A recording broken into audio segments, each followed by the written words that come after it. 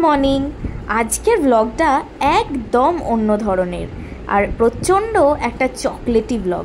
দেখতেই পাচ্ছ আমি এখানে বানাচ্ছিলাম চকলেট গানাশের টেক্সচারটা দেখো কি সুন্দর। আর আমার এখানে কেকটাও বেক করা হয়ে গেছে। কেকটা কতটা সফট আর ময়েস্ট হয়েছে তোমরা বুঝতে পারছো। দেখো এখানে পোর্সগুলো একদম প্রমিনেন্ট। এই রকম টাইপের কেককে আমরা বলে থাকি শিফন কেক। আমি বাই প্রফেশন গ্রাফিক ডিজাইনার, আর সাথে আমি আমার এই বেকারির কাজও করে থাকি। অর্ডার ছিল, তাই জন্য এখানে আমি এখন শুরু করে দিয়েছি বেকিংয়ের কাজ করা। তো তোমরাও যদি কেউ আমাকে অর্ডার দিতে চাও তাহলে আমাকে কন্ট্যাক্ট করতে পারো। তো আমি আগে কেক বেসেতে একটুখানি চকলেট লাগিয়ে নিয়ে কেকটাকে বসিয়ে নিয়েছিলাম যাতে না ওটা স্লাইড করে। আর তারপর দিয়ে দিচ্ছিলাম একটু বাটারস্কচ সিরাপ দেওয়ার কারণ হচ্ছে যাতে কেকটা সোক করে জলটাকে আর প্রচণ্ড ওই ময়েশ্চার ভাবটা নিয়ে আসে। আর আমার এখানে অর্ডার ছিল 1 পাউন্ডের একটা চকলেট ট্রাফল কেক, তাই জন্য গানাশটাকেও সেট করে নিচ্ছিলাম কেকের মধ্যেই।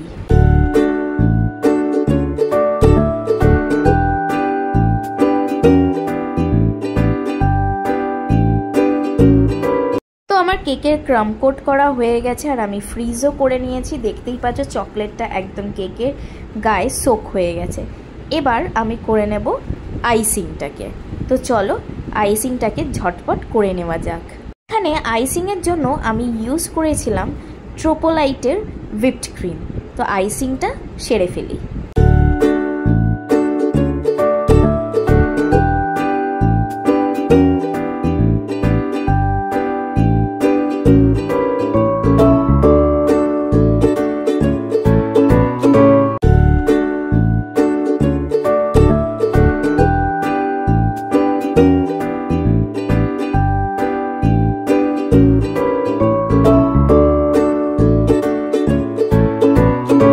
আজকে আমার যার কেকের অর্ডার ছিল সেই ক্লায়েন্টটি আমার একদম একটা লয়াল কাস্টমার বলতে গেলে।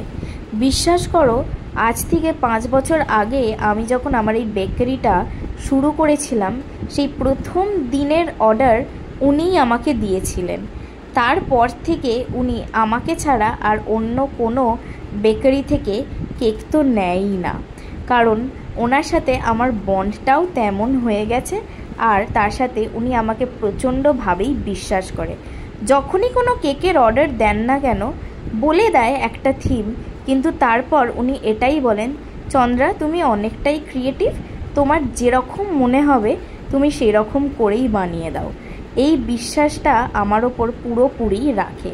আজকেও যে উনি থিমটা দিয়েছিলেন উনি বলে দিয়েছিলেন, তারপর এটাই বলেছিল তুমি তোমার মতন করেই করো।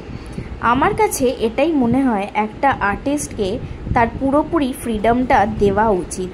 যদি তোমরা কখনো ওরকম জাজমেন্টাল হয়ে গিয়ে বলো যে এটাই চাই, সেটা কিন্তু করা পসিবল হয় না, কারণ সবার হাতের কাজ তো সমান নয়, একটু তো ডিফারেন্স হয়েই থাকে। তো এইখানে আমি এখন পাইপিং করে নিচ্ছিলাম আমার হোয়াইট ফ্রস্টিংয়ের ওপরে। আর রেডের পার্টটা ওপর দিকটা হয়ে গেছে, এখন সাইডটাকে করতে হবে। দাঁড়াও এটাকে করে ফেলি। তোমাদের মধ্যে কে কে কেক খেতে খুব ভালোবাসো অবশ্যই জানিও। কিন্তু যখন আমি এই বেকারিটা শুরু করেছিলাম না, তখন চলছিল ফুল কোভিড। সেই সময় কিভাবে যে এইটাকে দাঁড় করিয়েছি সে কি বলি, সেই গল্পও একদিন তোমাদের সাথে গড়ব। এই সময় একদিকে চলতো অফিস আর একদিকে এই বেকারি। নিশ্চয়ই রং দেখে তোমরা এতক্ষণে ধরেই ফেলেছো যে কি থিমের কেকটা হতে চলেছে। হ্যাঁ, মোহনবাগান থিমের আমার কেকটা ছিল। আর আমি এই রকমভাবেই বানিয়েছিলাম কেকটা। দেখো তো কেমন হয়েছে।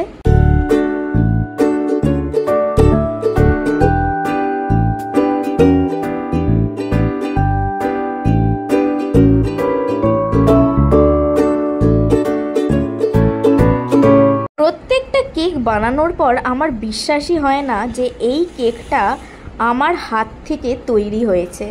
মানে আমি ভাবতেই পারি না যে এত সুন্দর একটা কেক আমি কি করে বানাতে পারলাম।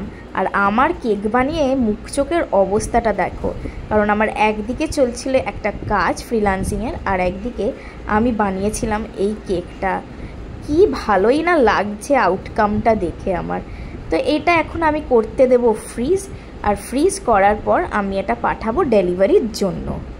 এটাকে ফ্রিজ করতে দিয়ে আমি কেকের বক্সটাকে আর নিজেও রেডি হয়ে গেছিলাম, কারণ আমি আজকে ও বাড়ি ফিরবো। এখন আমি করে নিচ্ছি কেকের প্যাকিংটা। কেকটাকে প্রায় আমি 3 থেকে 4 ঘন্টার মতন ফ্রিজ হতে দিয়েছিলাম, আর এখন একদম ফুললি সেট হয়ে গেছে কেকটা। এবার আমি এটাকে বক্সের ভেতর ঢুকিয়ে নিচ্ছি। কাজটা একটু করতে হবে সাবধানে, কারণ বক্সের কোনো কোনা যদি একবার কেকে লাগে বা নিজের হাতটাও যদি একবার কেকে লেগে যায়, তাহলে পুরো খাটনিটাই জলে, পুরো গল্প হয়ে যাবে। তো এই যে আমার ফুল আউটকামটা এটাই ছিল আজকে কেকের। আর আমার বেকারির নাম হলো বঙ্গ কেক। তোমরা যদি কেউ চাও অর্ডার করতে, অবশ্যই আমায় কন্ট্যাক্ট করতে পারো। আমি আমার কেকের রিভিউটাও ব্লগের শেষে তোমাদের সাথে শেয়ার করেছি। আজকের ব্লগটা এতটাই।